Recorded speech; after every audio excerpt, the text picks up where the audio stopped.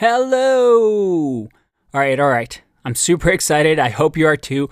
Let's get started with the course because I've been talking a lot, but we haven't really learned anything yet. Now, before we dive into the core of the course and start off with the principles, I want to do a fun little exercise to get you excited about the idea that our brains are like muscles and they can be trained. Because the entire point of this course is to make you realize that you can train to be an efficient learner, to be more intelligent, and to teach you the skills that will take you far into the future. So what's this fun exercise? Well, we're going to use one of my favorite techniques when it comes to memory, and it's called the method of loci. Now keep in mind this is more of a fun technique than a lifelong learning technique that we will discuss later on in the course. But I want to start off with this because I guarantee you by the end of this video, you'll be wowed and excited about what you can accomplish with a simple technique like this to improve your memory. We're going to learn how to memorize a shuffled deck of cards. So what is the method of loci? Method of loci is also called method of a place. Loci is place in Latin. And this technique is mentioned in Moonwalking with Einstein, a book that covers the story of memory competitions around the world, where we have people with incredible memory, how they train for their championships and competition. Very exciting, highly recommended book. But the method of loci isn't a recent thing. If we go to our good old friend Wikipedia, we see here that the method of loci was actually developed in the Roman times, where famous Romans like Cicero used it as a way for them to do long speeches, where they could memorize their speeches using the method of loci. But it's still one of the most used techniques for people that go into memory competitions. It's extremely effective, so let's actually learn it. Now, let's all go to this website, and I'll link to it in the resources. As you can see here, we have a deck of cards, and we can shuffle this deck of cards so that it all is in random order. There you go. And by just clicking, we get to play around with a shuffled deck of cards. Now imagine somebody shuffles these cards and gives these cards face back like this and tells you, hey, can you just memorize the entire order of these cards? Look at them once, put them down, and then see if you can remember all 52 cards in the order that you saw them. That sounds crazy, right? It sounds impossible. Well, with method of loci, you can actually accomplish this over a week. Now, because we don't have all day, I'm going to demonstrate to you how you can memorize right now the first 10 cards super fast. And you can go off on your own and play and see if you can memorize all 52 decks of cards. Now, before I show you the technique, try and pause the video and try this yourself. So, for example, you can shuffle the cards, pick the first 10 cards. I'm only going to do 4 for now. And then look at the first one, then the second one, then the third one, then the fourth one, and try to spend just 30 seconds memorizing the first 10 cards. Then turn them around and then see if you can say it in order. Testing yourself if you get it right. Okay, pause the video and give it a go by yourself. Once you're done, we're going to talk about the method of loci to learn how to make this super simple. Ready? Let's learn the method of loci. As we'll learn in this course, humans are really good at spatial memory. Evolutionarily, we're really good at identifying 3D things, 3D locations. But we're really bad at remembering weird types of data that we don't really are used to, such as phone numbers, such as deck of playing cards. These are meaningless things in our head that doesn't really apply to our lives. But humans are really good at these spatial recognition, as well as connecting the dots. Stories, for example, stories that flow. So how is this related to the method of loci?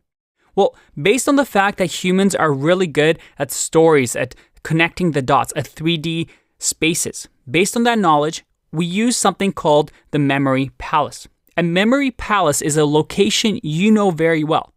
So for example, it could be your house, it could be your school, it could be the road that you take from your house to your school. It's a physical location in your brain that you can imagine right now. So go on and pick a location. All right, that's it. So you picked a location, your memory palace. Next, we want to give meaning to our cards. So let's say the first card that you saw was the 7 of diamonds. Well, let's associate all diamonds from now with a diamond ring. So in your memory palace, in my example, I'll use my house. So I wake up in the morning, I imagine this in my head, and next to me in my bed, there's the 7 of diamonds. So what I'm going to do is I'm going to make something completely ridiculous in my head that is memorable. So I'm going to say next to me is a slot machine that has all 7s, and that slot machine is wearing a diamond ring. So I wake up out of bed, I see this slot machine with a diamond ring, and I say, whoa, this is crazy. Then I connect the dots. Let's say the next card is a Queen of Hearts. I'm a little bit startled. I just woke up. So I'm going to open up my closet so that I can change my clothes. And then when I open up the closet, I see the Queen of Hearts. Maybe I can imagine all hearts to have a heart pendant. Or maybe the Queen of Hearts just gives me one big hug. That's memorable. So I just woke up. There's a slot machine wearing a diamond ring.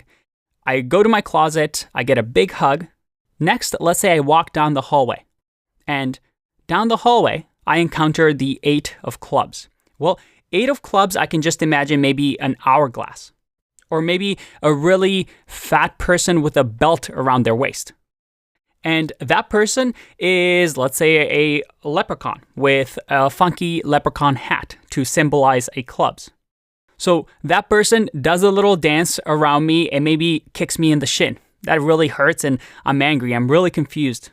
Next, I go down the stairs and I encounter the Ace of Spades. Now, let's associate Ace with, in this case, it could just be me, Andre, because my name starts with an A. And the spades, maybe Andre at the bottom of the stairs is digging a hole in your house. How dare he? That again makes you really angry. Now, what I've just told here is the memory palace technique. It sounds ridiculous, but those images are now memorable in my head. And more importantly, there is a connection, a storyline between these things in my memory palace. That is, in my location, a 3D space that I recognize, I can now visually remember these things. For example, I know that I wake up next to a slot machine, so 7 of diamonds with a slot machine wearing a ring. I open up the closet and this queen that I've never met before gives me a giant hug and squeezes me. I go down the hallway and this leprechaun, a fat leprechaun with a belt around his waist, kicks me in the shin. Now I'm hopping around, walking downstairs, and downstairs at the bottom of the stairs, I see myself, Andre, digging a hole. So I start yelling and get really angry.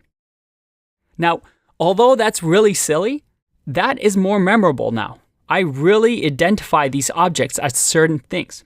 And in the future, I can continue this further. I can walk to the kitchen. I can walk to the basement. I can even walk to my school. It's a location that I can associate each card with a place, something ridiculous happening in a location. And the beauty of this technique is that it's really easy for me to remember things in reverse because each one of these things has meaning now. So I can go from down the stairs, down the hallway, into the closet, and back into bed, and you remember things just as well. How cool is that? So, based on what you just learned, go back to this exercise. Shuffle the deck of cards, pick 10 cards in a row, and spend, let's say, 1 minute looking at all these cards in a row. Memorize them. Create that storyline with each of the cards. Just spend 1 minute, then turn them around. Go drink a cup of coffee, maybe go for a walk, and then come back and see if you can remember those 10 cards. By using the memory palace technique, I bet you were able to remember those 10 cards very easily without having to constantly repeat them in your head because you've created a storyline, connected the dots. Congratulations. You're just getting started, and this was something fun to just show you the power we have in learning to learn. This course isn't just about memory tricks like this. We will learn principles, techniques, and mindsets to really change our perspective on learning and succeed. The goal is to learn the foundational skills of zero to mastery, how to go from zero to mastering a topic in the most efficient way possible. We still have a long way to go, but I promise you that if you do all exercises and follow the course, it will have a long-lasting effect on your learning skill throughout your life. These are the skills that I have used throughout my life to achieve success, but it's also the skills and techniques that have been created way before me, like we saw with the method of Loci. These are proven techniques that we're going to learn throughout the course. So, let's dive in to the principles section.